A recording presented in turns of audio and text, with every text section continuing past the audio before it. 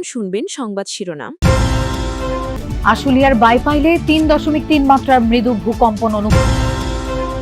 ভূমিকম্পে নিহতদের গ্রামের বাড়িতে শোকাবহ পরিবেশ। লক্ষ্মীপুর রাজনৈতিক দল নয়, মাফিয়া সংগঠন ছিল আওয়ামী লীগ, মন্তব্য।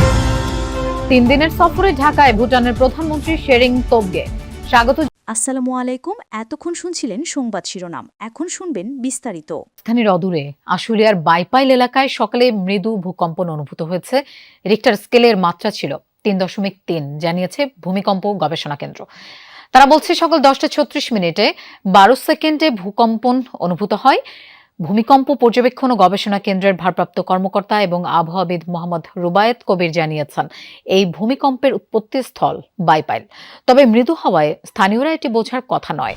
গতকালের শক্তিশালী ভূমিকম্পের পর এটি আফটার শক হিসেবে ধরা হচ্ছে। আজকে সকাল 10:36 ঢাকার বাইপাইলে একটা ভূমিকম্প হয়েছে, যে ভূমিকম্পটির মাত্রা ছিল 3.3। এটা একটা মাইনর ক্যাটাগরির ভূমিকম্প। এটা আমাদের যে ভূমিকম্প পর্যবেক্ষণ ও গবেষণা কেন্দ্র আছে, এটা থেকে এটার দূরত্ব হলো 29 কিলোমিটার উত্তর পশ্চিমে। আমরা এই বিষয়ে জানবো। বাইপাইল থেকে আমাদের সাথে যোগ দিচ্ছেন সহকর্মী মাহফুজুর রহমান নিপু। নিপু, এই যে ভূকম্পন হলো, এটি স্থানীয়রা বুঝতে পেরেছে কিনা একটু জানাবেন আমাদের। লোপা, আসলে ঘটনার পর কিন্তু আমরা যখন এই বিষয়টি প্রচার হয়েছে, আমরা এরপর স্থানীয়দের সঙ্গে জানতে চেয়েছি, আর তারা কিন্তু বলছেন যে তারা কিছু টের পায়নি। অর্থাৎ তারা বলছেন যে এখন পর্যন্ত যে সময়টি বলা হয়েছে, অর্থাৎ 10:36 12 সেকেন্ডের সময় যে ভূমিকম্পটি অনুভূত হয়েছে, সেই বিষয়টি স্থানীয়রা এখন পর্যন্ত টের পায়নি। তারা বলছেন যে বিভিন্ন গণমাধ্যম এবং আবহাওয়া অফিসের সূত্র থেকে কিন্তু তারা জানতে পেরেছেন। তবে গতকালকে যে ভূমিকম্পটি হয়েছিল সেটি বিষয়ে কিন্তু তারা জানতে পেরেছিলেন এবং আজ করতে পেরেছিলেন, কিন্তু আজকে কিন্তু তেমনটি আজ করতে পারেনি। শুধু যে স্থানীয়রা এমনটি না, আমরা কিছু প্রশাসনের অনেকের সঙ্গে কথা বলেছি, ফায়ার সার্ভিস, উপজেলা প্রশাসন, এদের সঙ্গেও কথা বলেছি।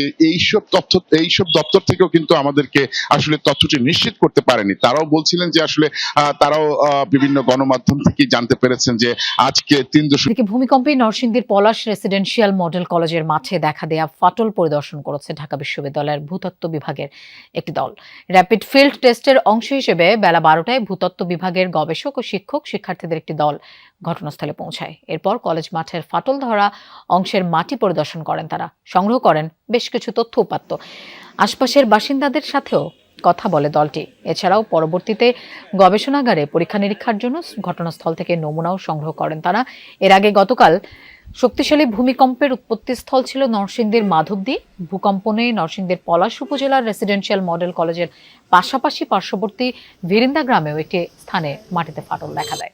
আমরা সেই ফাটলের দৈর্ঘ্য, প্রস্থ এবং কতটুকু অংশ গভীরতায় সেটা ডেবে গিয়েছে এবং এই ফাটলটা কি ভূমিকম্পের সাথে সম্পর্কজনিত কিনা সেটি আমরা আজকে নির্ণয় করছি এবং এখান থেকে আমরা স্যাম্পল কালেক্ট করছি, যা হলো কি আমরা আমাদের গবেষণাগারে নিয়ে আমরা সেটা পরীক্ষা করে দেখব। আমাদের উদ্দেশ্য হলো এই ভূকম্পনের কারণে যে নিদর্শনগুলা আমরা কাজে লাগাই সেগুলোকে সংগ্রহ করার জন্য। অ্যাকচুয়ালি এটা উপাত্ত সংগ্রহের কাজে আমরা আসছি। দর্শক, পলাশ উপজেলার রেসিডেন্সিয়াল মডেল কলেজের মাঠে আছেন আমাদের সহকর্মী আয়ুব খান সরকার। আমরা তার কাছে যাচ্ছি। আয়ুব, ফাটল পরিদর্শন করে কি বললেন গবেষকরা, একটু বিস্তারিত জানতে চাই। লোপা, আমি এখানে আসলে সকাল থেকে কিন্তু আমরা নরসিংদীর এই পলাশ রেসিডেন্সিয়াল মডেল কলেজে আমরা রয়েছি। তো এখানে বেলা 12টার দিকে কিন্তু ঢাকা বিশ্ববিদ্যালয়ের ভূতত্ত্ব বিভাগের যে 6 সদস্য বিশিষ্ট যে টিম এখানে এসেছেন, এখানে শিক্ষার্থী পাশাপাশি গবেষক, শিক্ষক সবার মিলিত সমন্বয়ে কিন্তু এই 6 সদস্যের এই টিমটি রয়েছে। এই টিম তারা এখানে এসেছেন, পর্যালোচনা করেছেন, নমুনা সংগ্রহ করেছেন। আর এই বিষয়ে এখন আমি চাচ্ছে তাদেরকে আওয়ামী লীগ থেকে শিক্ষা নিতে হবে, এই মন্তব্য করেছেন বিএনপির স্থায়ী কমিটির সদস্য সালাউদ্দিন আহমদ। বিভ্রান্তিকর পরিসংখ্যান দিয়ে জাতিকে বিভ্রান্ত না করতে জামায়াতের প্রতি আহ্বান জানান তিনি। কেন্দ্রীয় শহীদ মিনারে মুক্তিযোদ্ধা দলের সমাবেশে কথা বলেন সালাউদ্দিন আহমদ। তিনি বলেন, আওয়ামী লীগ কখনো রাজনৈতিক দল ছিল না, এটা মাফিয়া সংগঠন যারা সংসদে দাঁড়িয়েই সংবিধান লঙ্ঘনের উৎসব করেছে। সালাউদ্দিন বলেন, আন্তর্জাতিক মান অনুযায়ী শেখ হাসিনার রায় হয়েছে, তা বাস্তবায়নও হবে। গণতন্ত্র না ফিরলে ফ্যাসিবাদ আবারও ফিরতে পারে এমন শঙ্কাও প্রকাশ করেন এই বিএনপি নেতা। বলেন, এমন রাজনৈতিক চর্চা করতে হবে যাতে জুলাইয়ের শহীদের আকাঙ্ক্ষা বাস্তবায়ন হয়।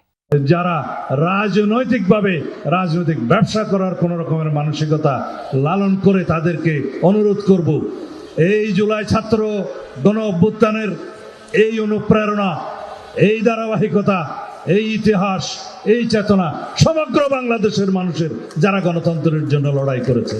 শেখ হাসিনা বিরোধী শেষ 10 বছরের আন্দোলনে জামাত দৃশ্যমান কোনো কাজ করেনি বলে অভিযোগ তুলেছে। সকালে রাজধানীর ডিপ্লোমা ইঞ্জিনিয়ার্স ইনস্টিটিউটে ইসলামিক ফাউন্ডেশন কেয়ারটেকার কল্যাণ পরিষদ আয়োজিত আলোচনা সভায় মির্জা ফখরুল বলেন, ধর্মকে রাজনীতির কাজে ব্যবহার করা ইসলাম সমর্থন করে না।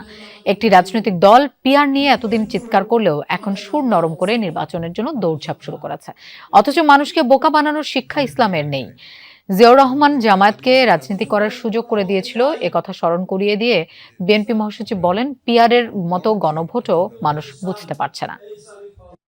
গত 10 বছর কিন্তু আমরা তাদের এই ফ্যাসিস্ট হাসিনাকে পরাজিত করবার জন্য ভিজিবল দৃশ্যমান কোনো কাজ দেখিনি। গণভোট করবেন, গণভোটে থাকবে আবার হা না। এখন গণভোটে নাকি 4টা প্রশ্ন থাকবে, 4টা প্রশ্ন একটা গণভোটের ব্যালটে। এটা মানুষ কিছু এখন পর্যন্ত। ভুটানের প্রধানমন্ত্রী শেরিং তোবগে 3 দিনের রাষ্ট্রীয় সফরে ঢাকায় পৌঁছেছেন। সকাল 8টার দিকে ঢাকার হযরত শাহজালাল আন্তর্জাতিক বিমানবন্দরে অবতরণ করেন তিনি। সেখানে অন্তর্বর্তী সরকার প্রধান ডক্টর মোহাম্মদ ইউনূস তাকে অভ্যর্থনা জানান, দেয়া হয় লাল গালিচার সংবর্ধনা। বিমানবন্দরের ভিআইপি লাউঞ্জে দুই নেতা সংক্ষিপ্ত বৈঠক করেন। সেখানে প্রধানমন্ত্রী তোবগে শুক্রবারের ভূমিকম্পে সৃষ্ট ক্ষয়ক্ষতি এবং প্রাণহানির বিষয়ে জানতে চান এবং নিহতদের পরিবারের প্রতি সমবেদনা জানান। বৈঠকের পর প্রধানমন্ত্রী তোবগেকে মঞ্চে নিয়ে যাওয়া হয় এবং 19 বার তোপধ্বনি এবং গার্ড অব অনার প্রদান করা হয়। এরপর ভুটানের প্রধানমন্ত্রী সাভারে জাতীয় স্মৃতিসৌধে শহীদের প্রতি শ্রদ্ধা জানান। পরে তিনি স্মৃতিসৌধ প্রাঙ্গণে একটি গাছ রোপণ করেন। দুপুরে ভুটানের প্রধানমন্ত্রীর সঙ্গে বৈঠক করেন বাংলাদেশের পররাষ্ট্র উপদেষ্টা তৌহিদ হোসেন। রাষ্ট্রীয়ভাবে গুম খুন না থাকলেও দেশে এখনো সন্ত্রাসী কার্যক্রম চলছে বলে অভিযোগ করেছেন বিএনপির সিনিয়র যুগ্ম মহাসচিব রুহুল কবির রিজভী। তিনি জানান, সন্ত্রাস অপরাধ দমনে সরকার শিথিলতা প্রদর্শন করছে। শনিবার রাজশাহী মহানগর বিএনপির নবগঠিত কমিটিকে সাথে নিয়ে দলের প্রতিষ্ঠাতা জিয়াউর রহমানের সমাধিতে শ্রদ্ধা নিবেদন শেষে এসব কথা বলেন তিনি। রিজভী জানান, দেশে সন্ত্রাসীদের ধরতে সরকারের তেমন প্রচেষ্টা না থাকায় যুবদল নেতা কিবরিয়ার মতো হত্যাকাণ্ড ঘটছে। ঢাকা শহর ভয়াবহ ঝুঁকির মধ্যে রয়েছে উল্লেখ করে রিজভী বলেন, অনুমোদন ছাড়াই বহুতল ভবন নির্মাণের অনুমতি দেয়া হয়েছিল আওয়ামী আমলে রাজুকের পক্ষ থেকে। ফেব্রুয়ারিতে নির্বাচন নিয়ে সরকারের যে অবস্থান তা নড়চড় হবে না বলেও আশা প্রকাশ করেন বিএনপির। রাষ্ট্রীয়ভাবে গুম খুন নেই, রাষ্ট্র এর সাথে জড়িত নয়, কিন্তু সমাজে সন্ত্রাসীরা তারা দাপিয়ে বেড়াচ্ছে। এই যে যুবদল নেতা কিবরিয়াকে মিরপুরে হত্যা করা হলো, কেন হচ্ছে? তাহলে আজকে যারা খুনি, আজকে যারা সমাজ বিরোধী, আজকে যারা সন্ত্রাসী, এদেরকে দমন করার জন্য সরকারের তেমন একটা প্রচেষ্টা বা উদ্যোগ নেই। বিচার বিভাগ ব্যর্থ হলে রাষ্ট্র ও গণতন্ত্র ব্যর্থ হয়ে যাবে বলে মন্তব্য করেছেন প্রধান বিচারপতি সৈয়দ রেফাত আহমেদ।